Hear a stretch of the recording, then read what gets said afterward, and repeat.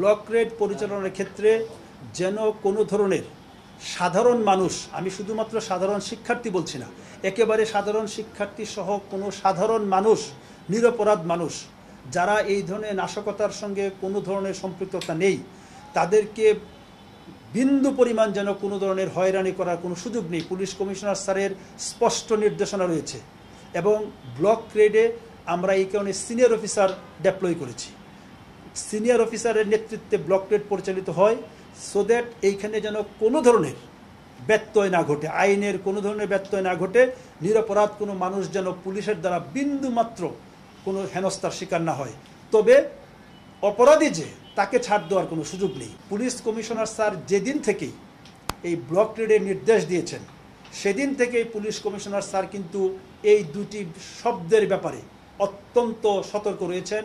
আমি ব্যক্তিগতভাবে সাক্ষী হিসেবে রয়েছি। পুলিশ কমিশনার স্যার সবাইকে নির্দেশ দিয়েছেন যে এই ধরনের কোনো সংবাদ যদি পুলিশ কমিশনার স্যারের কানে আসে, সঙ্গে সঙ্গে দায়ী ব্যক্তিকে শুধুমাত্র প্রত্যাহার নয়, তার বিরুদ্ধে একেবারে সর্বোচ্চ আইনগত ব্যবস্থা গ্রহণ করা হবে। পুলিশ কমিশনার স্যারের শতভাগ একেবারে 100% নির্দেশ যেটি হয়েছে যে একেবারে সুষ্ঠু এবং নিরপেক্ষ তদন্ত করা হবে, কোনো ধরনের বায়াসনেস এখানে হবে না। হত্যাকাণ্ড অবশ্যই দুঃখজনক, যে কোনো হত্যাকাণ্ড অবশ্যই দুঃখজনক। আমরা কেউ কোনো মৃত্যু প্রত্যাশা করি না।